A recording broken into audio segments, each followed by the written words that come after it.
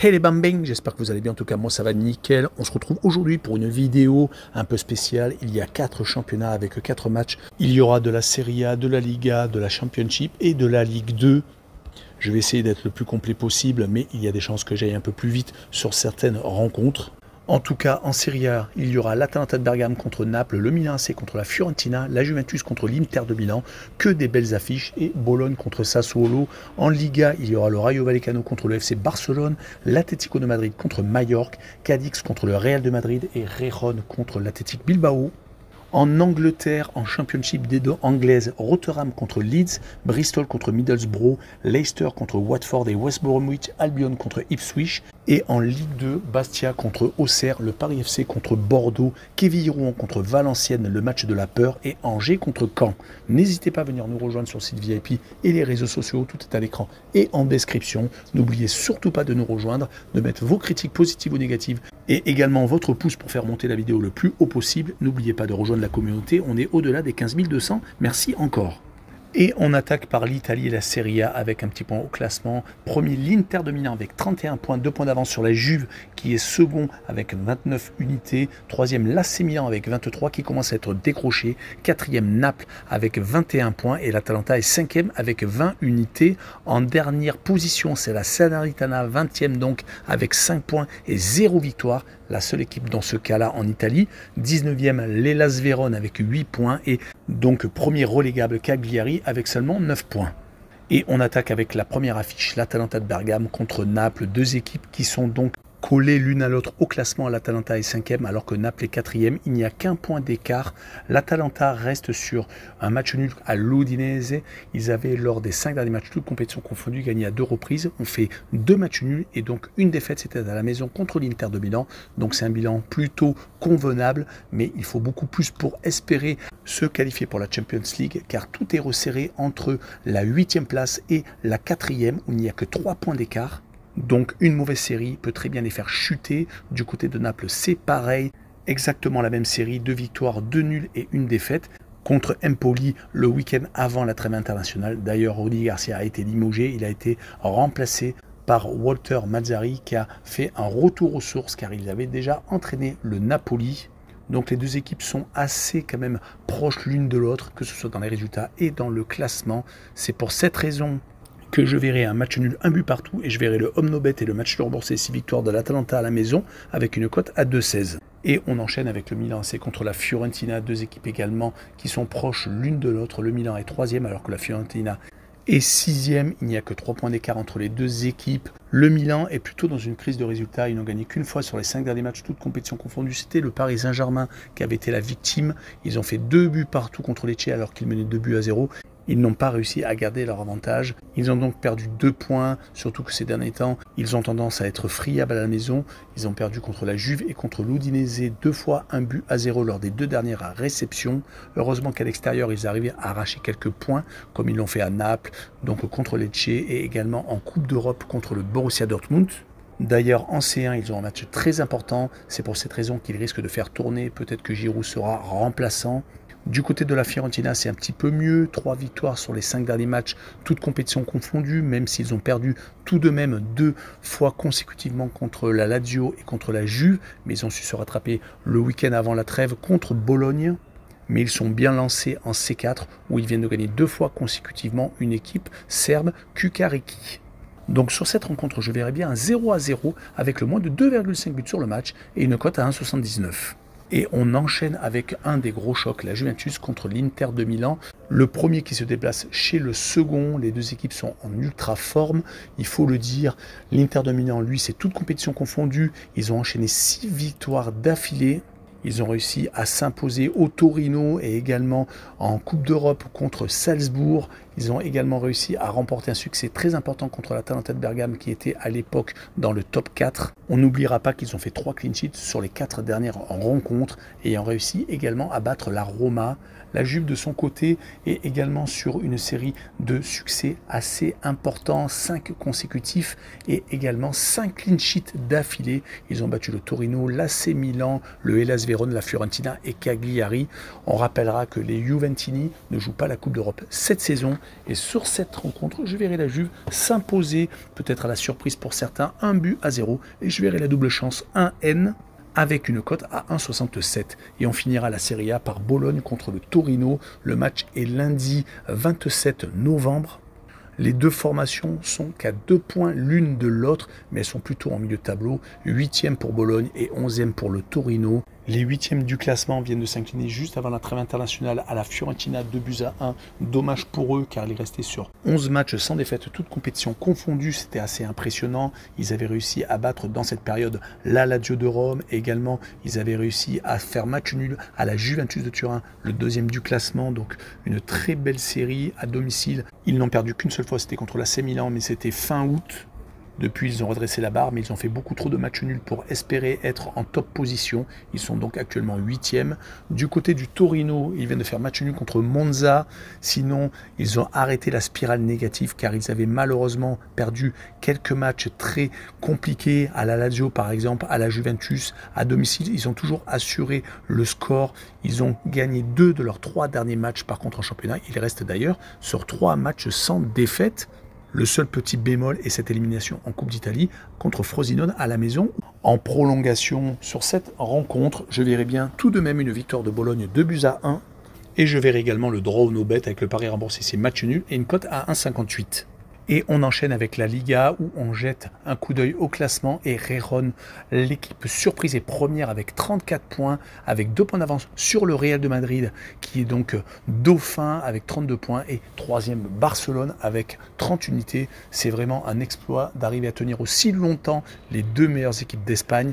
L'Atlético de Madrid est 4e avec 28 unités et l'Athletic Bilbao est en embuscade à la 5e position avec 24 points. Le dernier du classement est Almeria avec seulement 3 unités et 0 victoire pour l'instant. 19e Grenade avec 7 points à égalité avec le Celta Vigo qui est également relégable à la 18e place. Et on commence avec le Rayo Vallecano qui accueille le FC Barcelone, le 10e qui reçoit donc le 3e. Le Rayo est actuellement en plein milieu de tableau et ils se sont malheureusement inclinés contre la surprise de la saison, Gijón, qui s'est imposé 2-1 chez eux. Ils avaient pourtant enchaîné des bons résultats. Ils n'avaient plus perdu depuis vraiment très longtemps. C'était un déplacement au Betis de Séville le 2 septembre. Beaucoup trop de partage de points font qu'ils sont actuellement au milieu de tableau, sinon ils pourraient être beaucoup plus haut. Ils restent sur les 4 derniers matchs, toutes compétitions confondues, sur 2 matchs nuls, une victoire et une défaite. La victoire était en Coupe d'Espagne. Mais ils vont jouer contre le FC Barcelone qui vient de s'imposer contre l'Alavés, qui a relevé la tête après une période difficile, une défaite en championnat contre le Real de Madrid et une défaite au Shakhtar Donetsk en Ligue des Champions. Ils avaient l'occasion de se qualifier peut-être pour les 8e de finale après 4 journées, mais cette défaite décale la qualification au match contre le FC Porto qui se déroulera la semaine prochaine. En tout cas, sur les 5 derniers matchs, ils ont tout de même perdu à 2 reprises. Donc les 3 victoires ont toutes été assez courtes. Ils ont tendance à être un peu moins bien en ce moment. C'est pour cette raison que je verrai une surprise et un but partout entre les deux équipes. Et je verrai le moins de 3 buts sur le match quand même avec une cote à 1,65. On poursuit avec l'Atlético de Madrid contre Majorque. L'Atlético de Madrid est en embuscade à la 4e place. Ils ont toujours un match en retard où ils peuvent recoller le Real de Madrid et passer devant le FC Barcelone. Mais ils sont capables de contre-performances comme à Las Palmas le 3 novembre. Il est resté pourtant sur de très bons résultats à la maison. À la maison, ils sont vraiment très très forts. Ils restent sur 8 victoires consécutives, toutes compétitions confondues. Et en Ligue des Champions, ils tiennent d'ailleurs une très belle place dans leur groupe grâce au succès qu'ils font à la maison. Ils avaient, lors de matchs à l'extérieur, par contre, été accrochés à 2 reprises. C'était au Celtic Glasgow faisant 2 buts partout et également à la Lazio de Rome. Mais l'Atlético est dans une très belle saison. Griezmann, leur attaquant français, est également dans une très belle dynamique. Majorque va venir se déplacer chez eux et ils sont en énorme difficulté. Ils sont juste au-dessus de la barre de relégation avec 2 points d'avance seulement sur le Celta Vigo qui est 18e. En tout cas, Majorque s'est imposé en match amical lors de la trêve internationale pour se redonner de la motivation. C'était contre Boavista, un club portugais. Il s'était incliné juste avant donc la trêve au Betis de Séville en championnat. Leur victoire en Coupe d'Espagne contre un club amateur n'a pas servi malheureusement à grand chose. Ils sont sur une série très compliquée en Liga sur les 5 derniers matchs. Ils sont sur 3 matchs nuls et 2 défaites avec très peu de buts marqués malheureusement. C'est pour cette raison que je les vois s'incliner 2-0 à l'Atlético et je verrai un but de Griezmann avec une cote à 2,40. On poursuit avec Cadix contre le Real de Madrid. Cadix est une des équipes en difficulté. Ils sont 16e avec 3 points d'avance sur la zone de relégation. Et ils vont recevoir donc le Real de Madrid qui est actuellement second, qui n'est pas leader mais qui est en embuscade. Ils viennent tout de même de perdre 2 joueurs très importants de leur 11 titulaire, c'est-à-dire Camavinga et Vinicius Junior. Est-ce que cela va jouer sur le résultat? C'est tout à fait possible, mais le Real a peut-être une marge par rapport à Cadix. Certes, ils vont jouer le prochain match de Ligue des Champions contre Naples. Ils se sont qualifiés avec une 4e victoire en 4 matchs lors de cette phase de groupe où ils survolent actuellement les débats. Mais sur les 5 derniers matchs, toutes compétitions confondues, ils ont 4 victoires et un match nul. Contre le Rayo Vallecano, c'était lors d'un derby madrilène. Ils sont quand même sur une très belle phase ascendante avec, sur les 5 derniers déplacements, 4 victoires et un match nul. On rappellera que lors de leur dernier déplacement en championnat d'Espagne, ils s'étaient imposés à Barcelone 2-1. Ils sont donc très solides quand ils se déplacent. Du côté de Cadix, sur les 5 derniers matchs, toutes compétitions confondues, ils n'ont gagné à aucune reprise. Et donc, ils n'arrêtent pas de descendre et de descendre au classement. Mon pronostic sera une victoire du Real assez courte, 1-0, et je verrai le moins de 3 buts sur le match, avec une cote à 1,63. Et on finira par Rérone contre l'Athletic Bilbao. Rérone est donc la surprise de ce championnat, avec 11 victoires, un nul et une défaite, avec entre 2 et 4 points d'avance sur les 2 gros bras du championnat espagnol. Il reste actuellement sur 6 victoires consécutives, toutes compétitions confondues. Donc c'est vraiment du très lourd actuellement. Et ils vont jouer contre l'Athletic Bilbao qui n'est pas en reste, qui reste sur 3 victoires consécutives, toutes compétitions confondues. Une victoire en Coupe du Roi contre un club amateur et 2 victoires très importantes contre Villarreal et le Celta Vigo où il y a eu beaucoup de buts, 7 buts marqués et 5 encaissés. En tout cas, l'Athletic Bilbao est 5e et ils sont bien placés pour peut-être se qualifier encore pour une Coupe d'Europe. En tout cas, Rérone veut jouer la Ligue des Champions car maintenant ce serait décevant de tomber en dehors du top 4. En tout cas, Rérone, je les vois s'imposer 2-1 et je vois le draw no bet et le pari remboursé si match nul avec une cote à 1,62. Et on enchaîne avec la Championship, la D2 anglaise, un petit tour sur le classement. Premier Leicester avec 39 points à égalité avec Ipswich qui est second, donc les deux équipes caracolent en tête. Troisième Leeds avec 31 points et quatrième Southampton avec 30 unités. Fin de classement, le dernier est Sheffield Wednesday avec une seule petite victoire mais 6 points. 23e Queen's Park Rangers avec 10 points et 22e et premier relégable Rotherham United avec 11 unités. D'ailleurs, on commence avec Rotherham qui reçoit Leeds, donc le 22e qui reçoit le 3e. Il y a vraiment beaucoup d'écart entre les deux formations au niveau au moins des points et même au niveau du niveau car Rotherham sur les 4 derniers matchs n'a pas gagné. Ils se sont inclinés contre le dernier qui a gagné pour la première fois de la saison contre Sheffield Wednesday, donc assez compliqué. Et ils viennent de perdre 5-0 contre Watford. 2 matchs nuls au milieu à la maison contre QPR qui est également en difficulté et contre Ipswich Town. C'est peut-être le seul point positif, mais du côté de Leeds, c'est également 3 victoires consécutives, dont une à Leicester, le leader, qui n'avait perdu qu'une seule fois, donc c'est leur 2e défaite. En tout cas, Leeds est une équipe qui peut gagner n'importe où, la preuve avec donc cette victoire chez les Foxes. Et ils espèrent bien entendu continuer sur le même rythme, et je les vois s'imposer 2-1 à l'extérieur avec les deux équipes qui marquent pour assurer le coup, et une cote à 1,91. On poursuit avec Bristol City contre Middlesbrough, le 11e qui reçoit le 10e, 2 points d'écart entre les deux équipes, mais il n'y a pas du tout la même dynamique. Middlesbrough fait une remontée fantastique, ils étaient derniers avec seulement 3 petits points, et ils n'arrêtent pas de gagner. À part la défaite à domicile contre Stoke City le 28 octobre, ils ont enchaîné 9 victoires, 1 nul et une défaite, toutes compétitions confondues, donc c'est assez exceptionnel. Ils ont actuellement 24 points et ne sont plus qu'à 2 points des barragistes. Donc c'est vraiment inespéré par rapport au mauvais début de saison du côté de Bristol. Actuellement, ce n'est pas si mal que ça. 2 victoires, 1 nul et 2 défaites. Ils sont donc au milieu de tableau. C'est à peu près les résultats que l'on observe. Une défaite contre Ipswich et Cardiff et 2 victoires contre Coventry et contre Sheffield Wednesday. Le dernier match nul à QPR montre qu'ils sont capables tout de même de ne pas prendre de but. Mais sur ce match-là, je vois Middlesbrough s'imposer 2-1 à l'extérieur. Et je verrai donc Middlesbrough marquer le plus de 1,5 but sur le match et une cote à 2,13. On poursuit avec Leicester contre Watford. Leicester est premier, Watford est 13e avec 18 points d'écart entre les deux formations. C'est un gouffre. Leicester caracolé en tête, mais malheureusement, il reste sur 2 défaites consécutives. Une contre Middlesbrough, justement l'équipe que j'ai dit juste avant, et contre Leeds, à chaque fois sans marquer de but. On avait pris l'habitude de les voir marquer au moins 1, voire 2, voire 3 fois sur chaque rencontre depuis le début de la saison. Leicester était une équipe à marquer et qui avait tendance à surnager face à leurs adversaires. Ils avaient pourtant enchaîné un certain nombre de matchs consécutifs sans défaite, 6 exactement.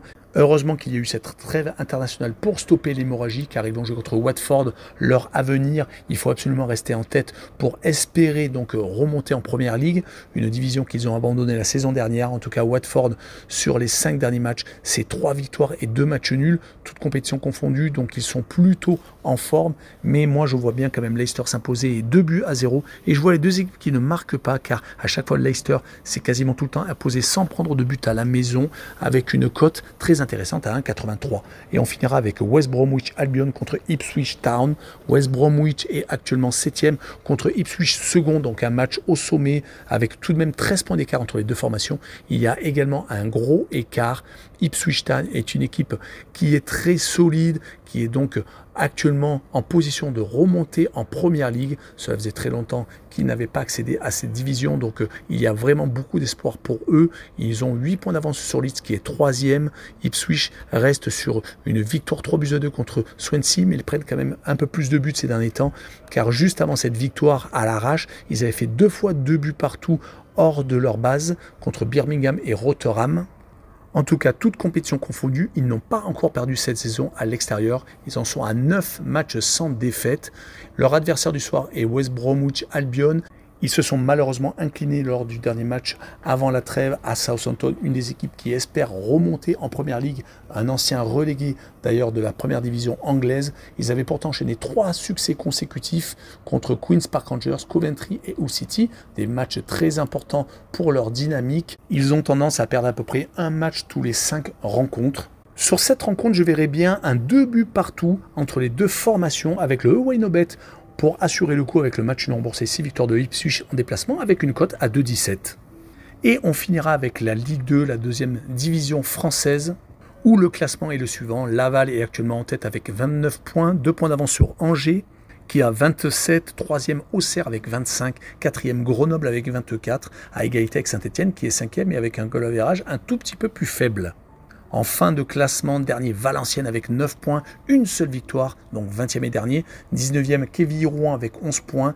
Les deux autres relégables sont 3, 17e et Dunkerque 18 avec 13 et 12. Et la première rencontre sera Bastia contre Auxerre. Les Bastiais ne font pas la même saison que la saison dernière où ils avaient lutté quasiment jusqu'au bout pour espérer monter en Ligue 1. Les Corses restent actuellement sur 2 défaites consécutives au Paris FC 1-0 et également une déception en Coupe de France où ils ont perdu contre une équipe de National 3, donc 5e division française. Mais ils sont sur courant alternatif, ça se voit d'ailleurs à leur classement car ils sont 14e. Ils ont enchaîné des périodes de très bons matchs comme les victoires contre Annecy par exemple ou contre Bordeaux et 2 matchs nuls contre Rodez et Guingamp, mais malheureusement ils alternent également les séries de défaites comme c'est le cas actuellement, mais également c'était le cas courant septembre et début octobre. Et ils vont recevoir une équipe d'Auxerre qui a les dents longues, qui veut remonter en Ligue 1 après être descendu la saison dernière. Ils sont actuellement 3e à 4 points seulement du leader.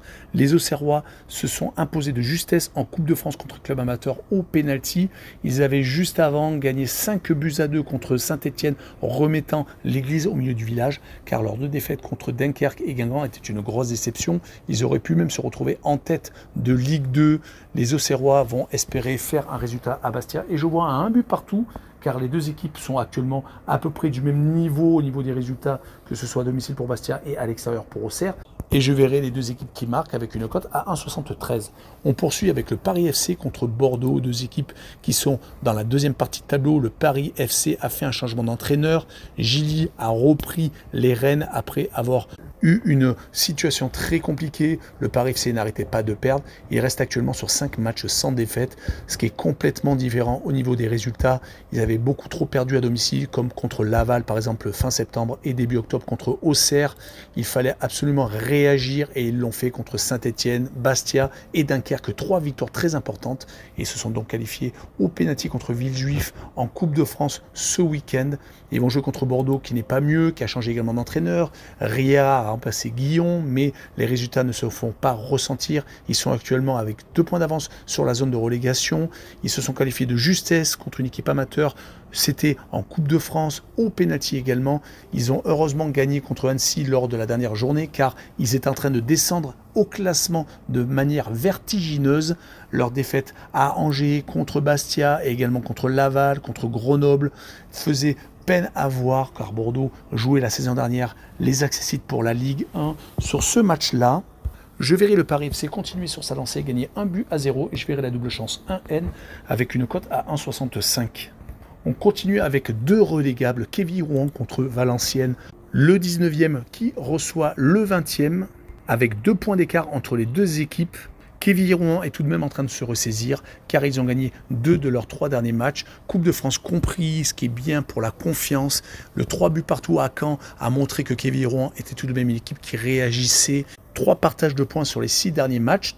Malheureusement, ça ne fait pas avancer au classement et ils vont jouer contre une équipe de Valenciennes qui a fait également 2 matchs nuls sur les 5 derniers matchs, toutes compétitions confondues, qui s'est également qualifiée pour la Coupe de France et qui a perdu 2 de ses derniers matchs contre Angers et contre Dunkerque. Attention tout de même car il n'avait pas marqué de but lors de ces 2 matchs. Sur ce match-là, je vois une victoire de Quevilly-Rouen à la maison, 2-1 et je verrai le plus de 2 buts sur le match et une cote à 1,49.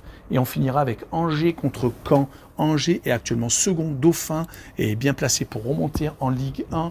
Caen, par contre, est en train de rentrer dans le rang. Ils avaient fait un bon début de saison, mais assez rapidement, les résultats n'ont pas suivi. Ils sont actuellement 13e, donc en deuxième partie de tableau. Ils se sont qualifiés en Coupe de France, mais restés sur 3 matchs nuls et une défaite. Donc juste avant la trêve internationale, les 3 matchs nuls étaient contre Auxerre, Valenciennes et Quevilly-Rouen. Donc ils ont eu tendance à ne pas réussir à gagner contre les 2 derniers de la classe. Donc attention, Caen, c'est très compliqué.